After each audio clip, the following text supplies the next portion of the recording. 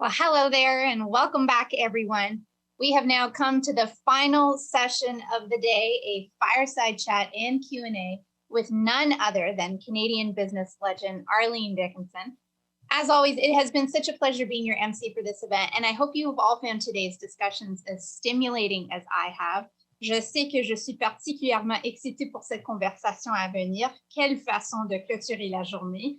And so now, without further ado, here to get things started and to introduce the one and only Arlene Dickinson, it is my pleasure to welcome the Canadian Chamber's Chief Operating Officer, Gayla Brock-Woodland, to the stage. Gayla, over to you. We're looking forward to this.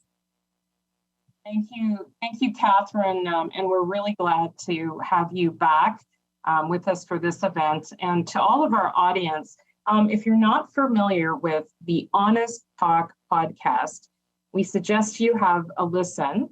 We were really lucky to participate in their recent Future of Women and Work event, and our team found the conversations really inspiring. So Catherine, along with Jennifer Stewart, have really created something extraordinary. And as Catherine was saying, on the topic of extraordinary, we have a true Canadian business legend with us today. I could fill this whole space just by talking about Arlene Dickinson's accomplishments. Arlene is a master entrepreneur and general partner of District Ventures Capital, a venture capital fund focused on helping market, fund, and grow entrepreneurs and their companies in the food and health space. She's a 3-time best-selling author, podcaster, and accomplished public speaker. She's widely recognized for her role as a dragon venture capitalist for over 14 seasons with the multi-award winning CBC program, Dragon's Den. Not every day I get to introduce someone who's a dragon. So Arlene's leadership has been recognized so many times, including Canada's most powerful woman, Top 100 Hall of Fame, winning the Pinnacle Award for Entrepreneurial Excellence, as well as being listed among Profit and Chatelain's top 100 women business owners. She's in the Marketing Hall of Legends. She's an inductee and a recipient of the Queen Elizabeth Diamond Jubilee Award. This one I find really interesting. She served for many years as honorary captain in the Royal Canadian Navy. There's got to be a good story there. So she sits on as well several public and private boards, and is actively involved in supporting the community and, of course, our country as a whole. So please welcome Arlene Dickinson. Thank you so much, Gayla. I'm really excited to speak to this audience in particular. It's an honor and a privilege to be able to speak to entrepreneurs and business people from across our nation. So thank you for including me in this day. Well, Arlene, you know that I was an entrepreneur, so I'm a big super fan of yours because I know what it takes to drive a business forward. And I'm wondering if you could talk a little bit about, you've had a unique front row seat to the journey of so many entrepreneurs. I'm wondering if you could talk a little bit about what makes entrepreneurs successful and maybe a little bit about the ones that you've helped fund and grow. Yeah, absolutely, Gayla. I have had a front row seat to it. I mean, through the show alone, 14 seasons, probably several thousand entrepreneurs that we have seen in the course of that time. And then in addition to that, all the thousands of entrepreneurs that I have worked with or met because of the show and because of what I do for a living. And it's been a privilege. As I said, it's been an absolute eye-opening experience to understand a little bit more clearly what the challenges are for entrepreneurs in our country.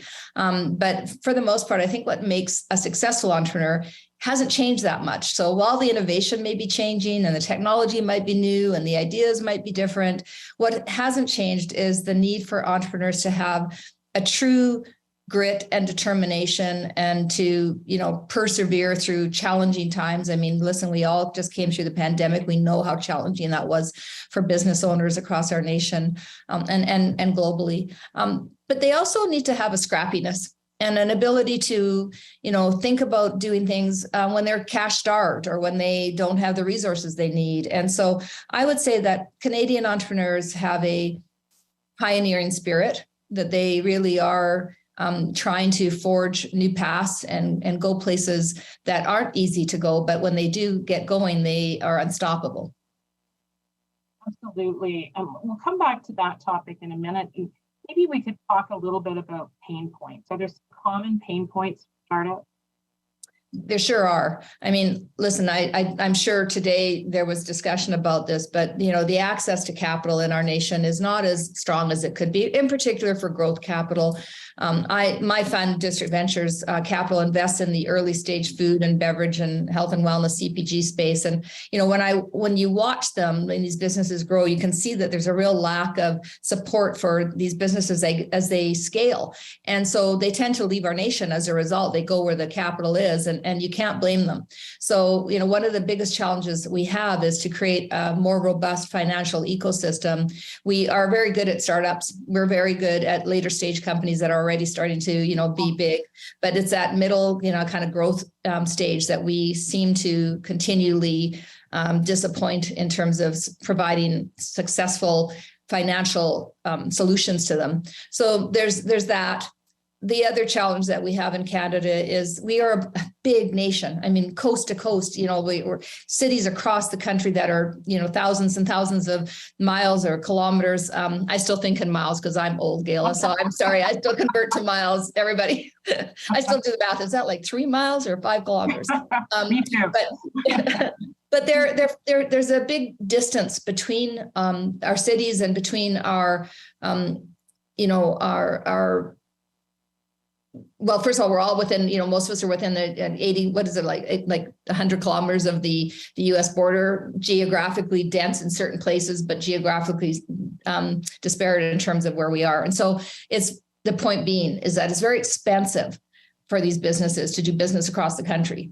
And you can't just rely on your local community to do business if you're going to scale. If you want to grow your business, you need to be able to work with other geographies and other areas and other centers. And it's pricey. Flying in Canada is more expensive than, flying anywhere in the world.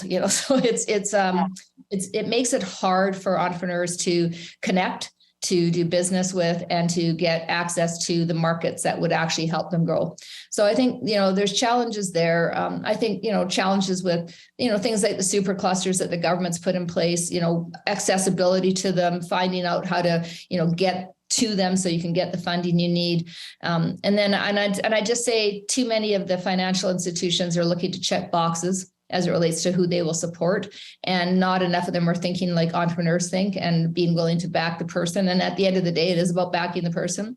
The idea is very important, of course, but it is about backing the person. So there are a lot of challenges, access to international markets, a lot of programs. I mean, Canada's really good we have a lot of programs, but I'm not so certain that we've ever done a really good job of measuring the success of those programs and whether they're actually driving the value equation that's doing what it needs to do for the businesses that they are meant to support. Yeah, and since you brought up age and stage, you started the venture capital fund later in life. And what is it like trying to raise funds? What does it look like? What's involved, and how can companies be more successful at it?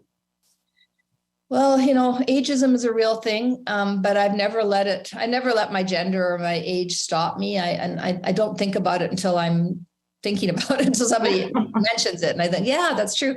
I was in my late 50s when I started my fund, and I've learned a lot about the venture capital ecosystem in Canada and how it's structured and what the challenges are. I don't think age is a deterrent. I just literally put together a consolidated play in the marketing space. We're raising our second fund right now. And I'm 66, and I'm not going to stop until I am stopped. And so I think ambition doesn't know age. I think what we want to do is to try and support people with good ideas, no matter their age, whether they're young, whether they're older, whether they are middle-aged, it just doesn't matter. And so is ageism a thing? Yes, for sure. When I started the fund and started to raise, that was, a question, are you going to be able to make this through the whole journey of, several funds? And I'm saying, well, my job is to build a great team and a great fun team. And if it supersedes me because something happens to me, then that's what we should all be doing. Succession is important for everybody, no matter our age. So it's difficult to raise capital in this country. Is it more difficult as a female and an older female? Absolutely. And I won't sugarcoat that. It absolutely is harder. And you have to be prepared for that. And that's where your grit and your determination and your perseverance and your scrappiness come in. We've done research to show too that older female entrepreneurs don't have as many supports. So I think that is particularly challenging. When we talk about that passion and leadership, effective leadership is a major differentiator with successful companies. Do you think people are born natural leaders, and what can make them more effective? You know, I want to just go back quickly on the other question, then I'll answer this one, because it struck me that I didn't add a stat that I think might surprise some of the people who are watching this broadcast. You know, less than 2% of the money that's available in venture went to female founders. It's a shocking stat. It's actually unfathomable when we think that 50% of the workforce is female and so many entrepreneurs are female. So we do have a big gap there. Yeah, sorry, I wanted to add that. And then and because I'm older, I just forgot the question you just asked. That's okay. Well, we were talking about effective leadership. And yes, leadership. You know, are leaders born? Are they, you know, do they have that in their DNA, or can we be trained to be more effective? You know, I get asked a lot whether entrepreneurs are born, you know, whether you're born an entrepreneur, you can be trained an entrepreneur. Can you be born or trained a leader?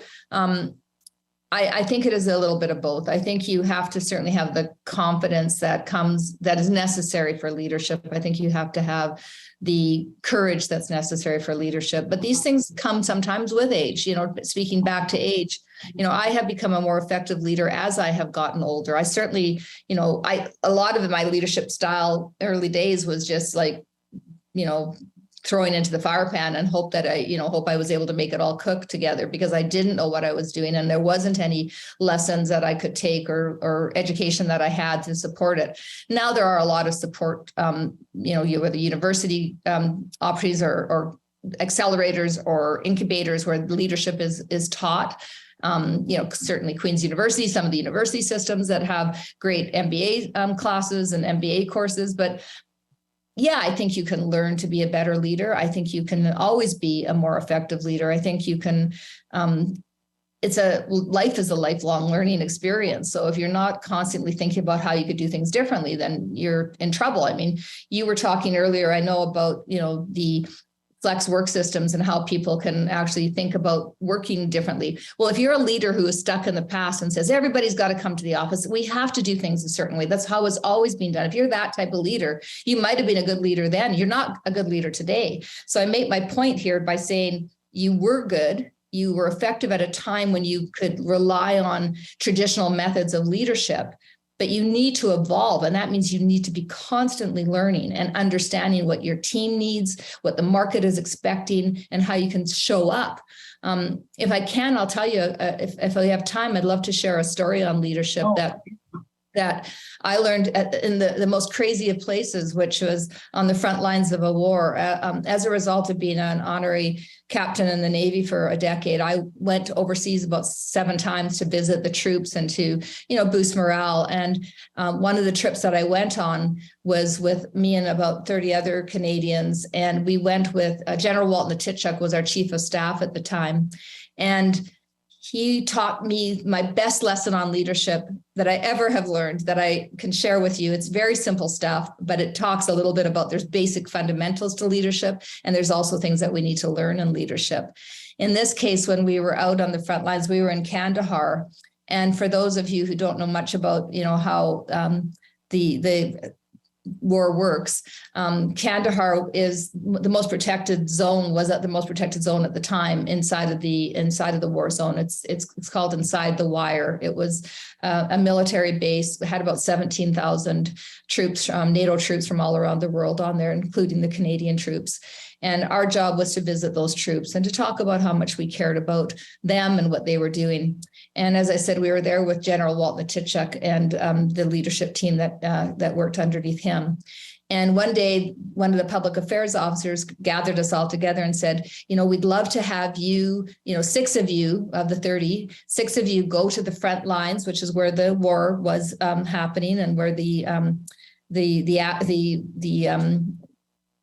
where the war was happening. And they said, we're taking 6 of you. You'll know if you've been selected by the general, because when you get back to your tent, you're going to see that there's a backpack in there, and 6 of you will have backpacks. And the reason you'll have backpacks is we can get you out to the front lines, but we can't guarantee that we can get you back that same day. So you might have to stay in the war zone. So I was like thinking, whoever's doing this is nuts. I'm just like, and I'm really happy because I'm surrounded by hockey players and football players and rock stars. Alan Frew and his Goss Tiger was there. And I thought, they'll never in a million years want me to go. So I was kind of not even really listening, other than thinking this was really going to be crazy for somebody to do. And as I started walking back to my tent, I could hear her footsteps behind me, and I thought, why, she must want something else. And I got in and I sat down on my bunk, and, there's a backpack there. And she says, Arlene, the general would really like you to go to the front lines. And I went, you're kidding me. Like, why would he want me to go, of all the people? Like, these so many well-known players and athletes here and musicians. And she said, it's really important that that the troops see a mother figure and a female figure coming out there, because they don't see many females out on the front line. So we'd love you to go. I think I was the only female in that trip. And I said, I don't know, I'm not sure. She said, there's 3 things you need to know before you make your decision. She said, the first is you have an hour to decide. The second is that you can't call home to tell your family you're doing this, because we can't have any ground to air transmissions because of security reasons, because you're flying with top military brass and 6 other Canadians, or 5 other Canadians. And the third thing is that when you're in Kandahar, the government's insurance policy covers you in case anything happens to you. But when you go outside the wire to the front line, there is no insurance to cover you. So if anything happens, your insurance is gone. She said, I'll leave you to it. And I went, no, I'm going to do it. And she said, you're going to do it? Like, don't you want to think about it? And I said, no, I'm pretty sure this is one of those things that if I think about it for too long, I definitely will not do it. So I decided to go, and we went to the airstrip where there was 2 Black Hawk helicopters, because we were using the American equipment, because our Chinook helicopters were deployed that day. And so we had helmets on and flak jackets, and, with fully armed men and women of the General's Close Protection Unit. And these men and women are incredibly fit humans. They wear 120 pounds of pack for like 18 to 20 hours at a time in like 40-degree heat. I mean, these people are incredibly fit and focused. And they were guarding us. So it was me, it was 2 hockey players, it was 2 armed military personnel at the doors of the helicopter, and then there was another armed military head of the police, head of the Close Protection Unit in the helicopter I was in. And we took off, and as we took off, I was pretty calm. I thought this is going to be fine. Didn't get too nervous until one of the Close Protection guards looked at me and said, Arlene, if this helicopter, yelled at me and said, Arlene, if this helicopter goes down, you need to follow me. And I went, like, what, it could go down? Like, I had no idea up until he said that there was even a possibility it could go down. And that day, just to get to the story, we visited 5 forward operating bases. And forward operating bases are where the war is actually occurring, and where there is definitely an exchange of artillery. And I listened to General Walt Natitchuk give the exact same speech that day to 5 different forward operating bases, but it was the exact same speech. He gave it 5 times. And it was in that speech that I learned about leadership, and how simple it can sometimes be, and how often we try to complicate it with too many theories and too much, bullshit, basically, when we really need to think about what we're trying to accomplish here with the people that want to follow us, and an attitude of servitude that we need to have with them. And General Walt Natitchuk said this. He said, first of all, he said, listen, I'm the general. That means, you would think that I know everything about what's going on in this war, that I absolutely know all of the facts and what's happening and what our enemy's doing. But the fact is this is war. And I don't know what the enemy's doing. And they're very good at war. They have, been doing war for decades and hundreds of years. And so they're good at it. And while they don't have the same equipment we have, they're very smart. And I don't know what they're going to do. And so I'm going to tell you what I know. When I know it, you're going to know everything I can possibly share with you, but I don't know everything. But I want you to know that I'll always fight alongside of you, that I'm here with you, and that I will always tell you the truth. Then he said, some of you might be going home in the next few days or the next few weeks, in which case your mind might be on, your tour ending and heading home. And if that's the case, that means that you're not really focused on what's happening here in the war. And if that's the case, then that means not only are you putting yourself at risk, but you're putting all of your fellow troops at risk. So I really need you focused. I need you focused on the task at hand. I need you to pay attention to what's going on and to be laser clear on protecting yourself and the team.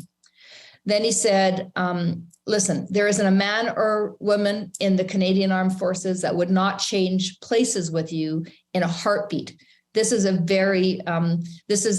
tour that people want to get involved in, but we chose you for this specific task. You're here at this forward operating base because you are the best person for this task, and we are relying on you because of that. And then he said, there isn't a Canadian who doesn't care about you and what you're doing, that doesn't have an understanding of the sacrifices you're making and how important what this is that we are trying to accomplish here in this conflict. Now, what did he really say, Gayla? Like what really were the messages on leadership? He said, I'm your leader. That doesn't mean that I know everything. It doesn't mean that I'm going to be able to have every answer, but I am going to do my best to keep you informed. I am going to work alongside of you, and you can count on me to be transparent and here with you. Then he said, you're part of a team. And when you don't do your job, not only do you let yourself down, but you let the rest of the team down. And we all either succeed together or fail together. Just remember you're part of a team.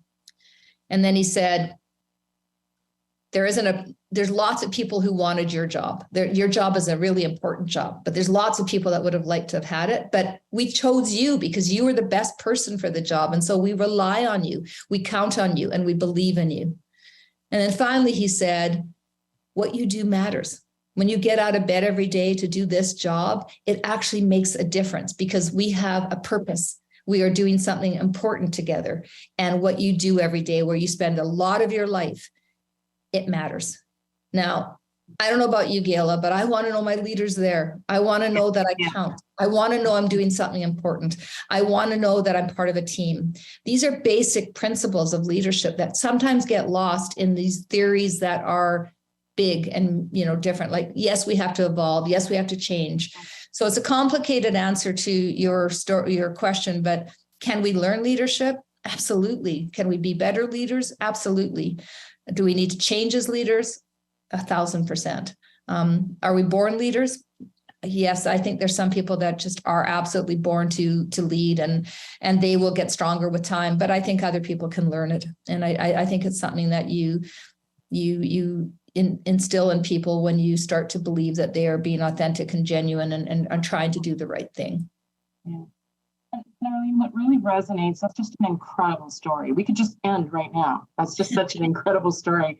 What really resonates with me is I think people don't understand after years of leadership. I'll say you virtually never feel confident when you're leading.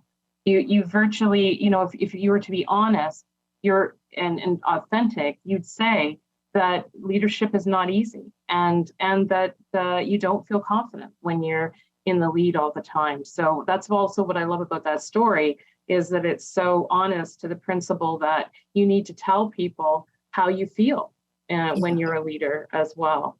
It's a lonely position for a reason. You don't always have anyone to speak to, but I think it's a position that has evolved from a place of always having to have all the answers and be right all the time to one that is much more open to collaboration and communication and empathy. Empathy is so critical in leadership nowadays. It's so important.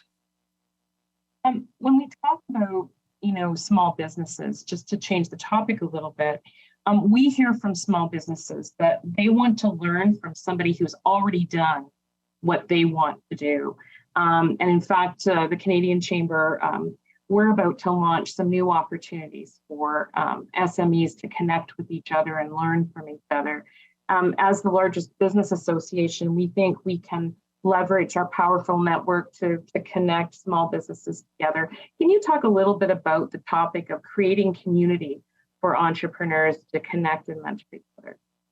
Yeah, some of the best lessons I've learned have been through things like this, where I've listened to people who've shared their stories. But community for entrepreneurs it's vital, because we can get lost in the loneliness of building a business, and because we can put ourselves last. A lot of the challenges you talk about, first of all, confidence, having confidence to be able to build a business and to lead and to do the things that we talk about is very hard. And it's particularly hard for women to do, I will say, but I'm sure it's also challenging for men. But I think there's a need that we need to feed ourselves. And, that put your mask on first. We've all heard that kind of analogy. But in the case of being an entrepreneur, you really need to spend the time and energy to see and check in with yourself.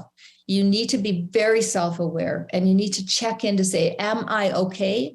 Am I overreacting? Am I doing the things that I should be doing? And in order to do those things, sometimes you need somebody else who is honest with you and can see you for what you are and is unafraid to tell you the truth. Because if you're surrounding yourself with a bunch of yes men and no other community of people who are successful and have been there, done that, you likely aren't hearing the truth. So you have to be self-aware, and you need to surround yourself with people who have built bigger than you. And there's lots of great organizations out there, like the Canadian Chamber, of course, is one of them, where you can interact and communicate and collaborate with other leaders, and highly recommend that you do that. And Gayla, you keep teasing me with this new product you're going to launch, and I can't wait to hear what it is, because it sounds like it's amazing. Whatever it is you're going to do to help instigate collaboration will be very useful for all the leaders and all the entrepreneurs in the room. Well, thanks for saying that. I do want to plug our team. Speaking of team and together works better, I have to say that what we're going to launch is the product of so many hands inside this organization. And in and of itself, it's a proof point to why we have to lead together and why we have to work together. And so I'm very excited about that in and of itself. Nick Nanos earlier today commented that, Canadians are understated in their ambition. And I loved that. And, do you see that with entrepreneurs in Canada? And, are we successful on an international level? Do we dream big enough? Oh, that I could probably talk for an hour about this topic. We're understated. We are conservative. We have a great safety net in this country that ensures that we're going to have what we need to be able to, survive in the basic of senses. And that conservatism and that feeling of, a little bit of insecurity. We've lived in America's shadow for a long time. I think that's starting to evolve, where we're realizing that as a nation, we have much to be proud of and much to hold up that will stand up against global markets and is worth celebrating. We have been reluctant to do this. So I'm going to give you a little exercise that I want everybody I can't see anybody in the eyes, but I want all of you to do this with me. Okay. I want you all to put your hand up as high as you possibly can right now. Okay. Put your hand up as high as you can. Okay. Everybody got their hands up? All right. Now I want you to raise them higher. Was everybody able to raise them higher? I can't see you, but I'm going to guess, because I've done this with audiences for a long time. Every one of you was able to raise your hand higher. That self-regulation, where we don't put our hands up as high as we possibly can the first time, because heaven forbid somebody sees us being brave and confident and aggressive and ambitious, that could somehow put us under a spotlight that is not comfortable, that doesn't feel Canadian, that feels like we're trying to be, who do we think we are? We're just whoever we are. I want everybody on this call to think about that and to aim as high as you possibly can. That is the secret to success. It is about not regulating yourself, not telling yourself that you shouldn't be thinking that big or dreaming so large or believing that you can do these things. Because, Gord Downey said it best, this isn't a dress rehearsal. This is it. And if you let other people's expectations of you or our country's kind of propensity towards, being comfortable and less ambitious, then if we do that, we will never be able to compete on the international and global stages. We are already falling behind from an economic perspective. We are in, I would say it's on red alert in terms of where Canada's heading from an economy perspective. And that is because we don't, again, push hard enough, celebrate enough, put capital behind enough. There's a lot of reasons this is happening.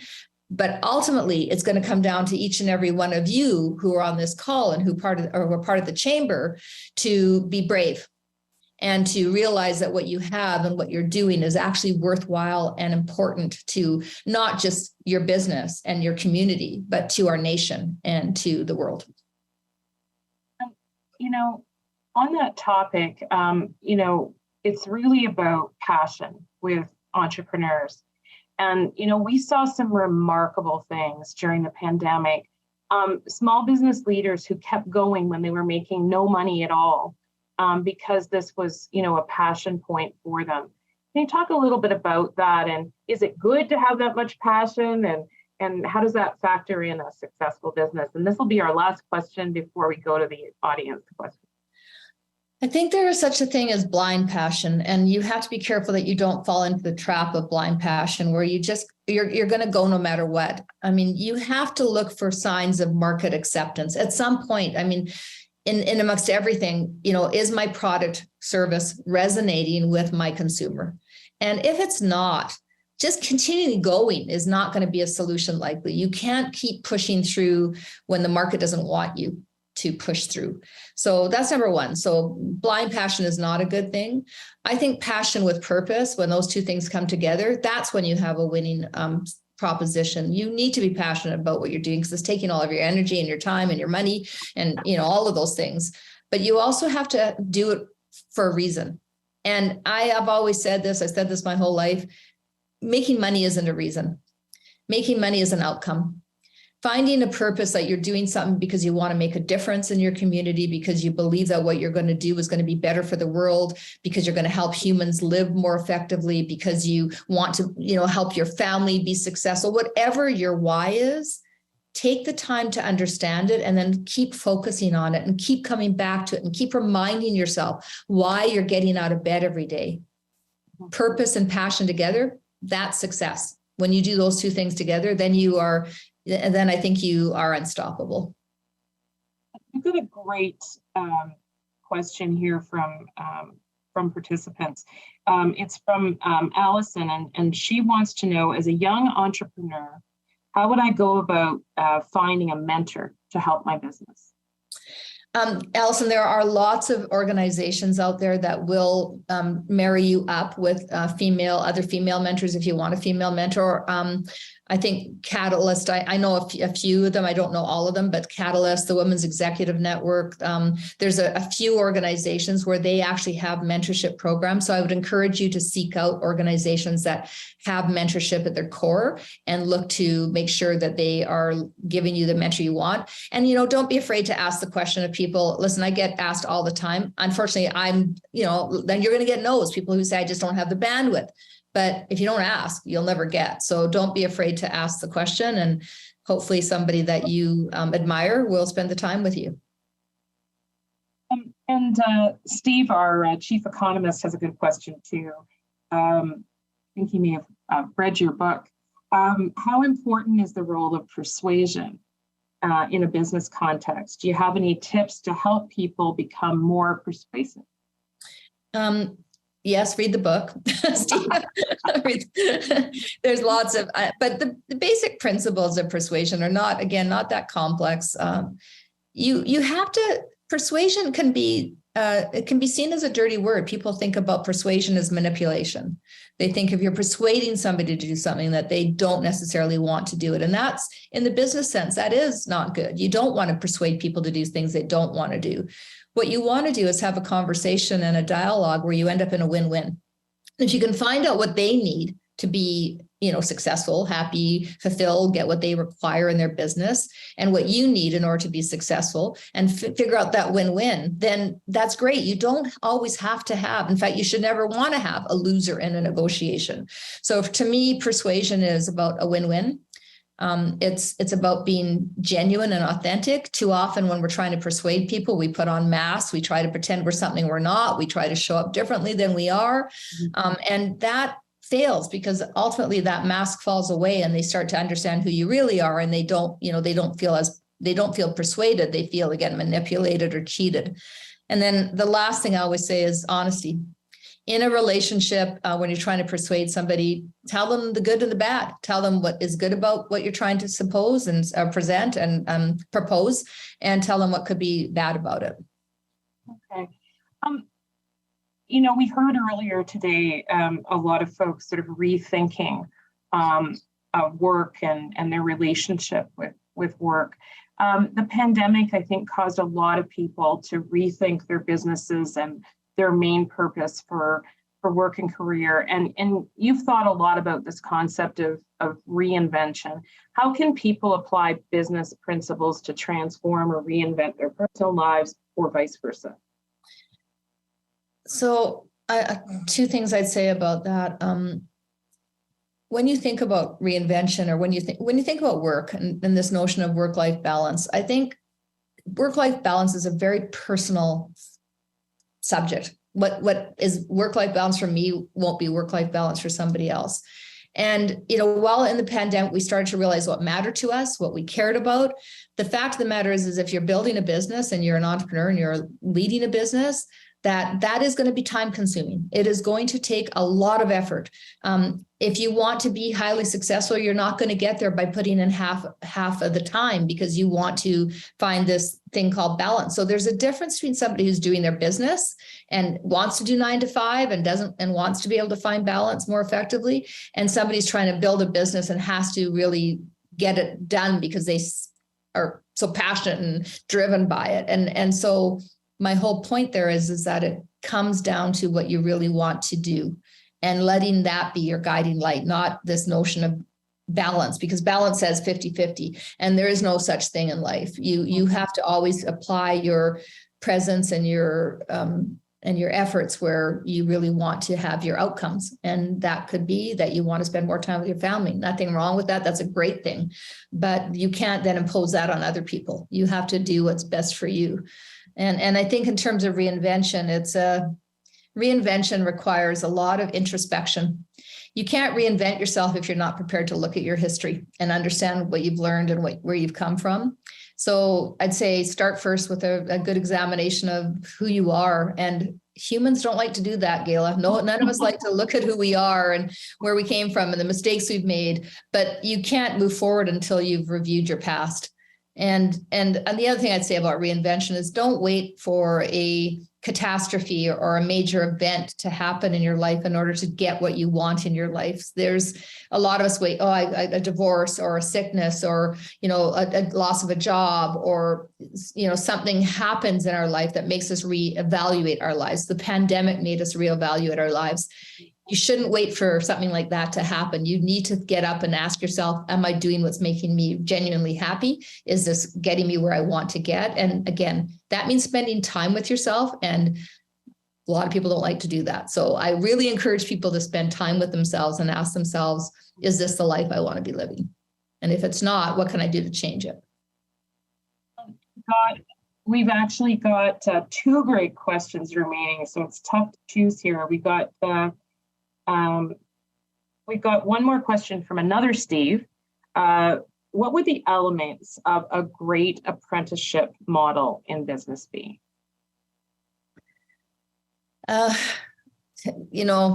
This gets back to the whole notion of working flex time and working in and out of offices. I feel like right now the challenge with too much flex time is that we are leaving a lot of the apprentices behind, the young up and coming individuals who really need the in the moment mentorship, who really need the coaching and the guidance and who need to see what's going on in order to learn how to do it. And so I think the elements of a good apprenticeship would be definitely face-to-face as much as possible until they start to learn and can grow. I think it would include an element of mentorship that would allow people to get somebody who's going to champion them through the process of learning. There would be certainly programs developed to ensure that their training is happening the way it needs to happen and they're getting what they want. And a 360, or 180-degree feedback system mechanism where they can give feedback as to what they're learning and you can get feedback as to how they're doing. So there's probably much more to it than that, but those are some of the elements of what I would think. Okay, and I think this will be our last question. This is someone who hasn't asked a question before. Caitlin wants to know, what role do you see entrepreneurs playing in the future of Canada's prosperity? A big one, a really big one. I think if I had any message for government or, people who are funders or people who are thinking about how they can support growth in our nation, it would be to back more entrepreneurs, to encourage the risk and to support the risk in a way that allows these ideas, these visions, these dreams to become reality. Without entrepreneurialism, Canada's economy will not continue to evolve. I believe that in my heart. I think that's true. We can look to big industry. We can look to clean tech. We can look to technology. We can look to all of those things. But if we look at the successful businesses in any sector, they are backed and built by entrepreneurs. They are led by a vision. They are people who are determined to change sectors and to disrupt and to do the things that are necessary. So I would say the majority of change that's going to happen in our economy has to happen because we support, believe in, and elevate entrepreneurs to the place they deserve to be. Mm-hmm. You literally could not have ended in a better place. Arlene, you talk about the war story. There's the old story of who would you have on your lifeboat? And I'm sure all of us are thinking we'd like Arlene on our lifeboat if that day ever comes. So an exceptional way to end. And at the Canadian Chamber, and we've hinted about what we have coming forward, but suffice to say that we're acutely aware of just how important those entrepreneurs are to Canada's prosperity. And I often like to say that, Canada is a country of makers. And, 98% of employer businesses in Canada are small businesses, which a lot of folks don't think about. Makes us very different from the US, for example. And we consider it a critical part of our mission here to create the best conditions for employer success or entrepreneur success. You've given us so much food for thought. I mean, I feel like every answer, could guide us all for a year. And it was just wonderful, wonderful advice. And thank you so much for being so inspiring to us today. Thanks, Gayla. And I just, if I can say one last thing to everybody, we live in a great country, and I know we always want to preface that, but there's things that could be better. Yeah, you know what? We live in a great country, and we have to hold on to what matters and the values that we have as a nation. And just thank you for everything that each one of you on this call do each and every day to make our communities and our country stronger and better, and to be able to be more competitive and to care about each other. So I really appreciate, again, Gayla, the chance to speak to what I think is an amazing audience of Canadians. Thank you so much. Thank you. So this brings us to the end of our Canada 360 Economic Summit. And before everyone signs off, I'd like to quickly thank each and every panelist. It was just an incredible day. And thank you for your candid discussions. And of course, a big thank you to all of our sponsors. We truly couldn't have done this event without our sponsors. And finally, on behalf of the incredible Canadian Chamber of Commerce team, thanks to everyone for taking the time out of your day to be part of this conversation. I mentioned before, my favorite saying, together works better. And it's the kind of collaboration that we have together that helps us learn and to work better together to support our country's success. Thank you, and see you all next year.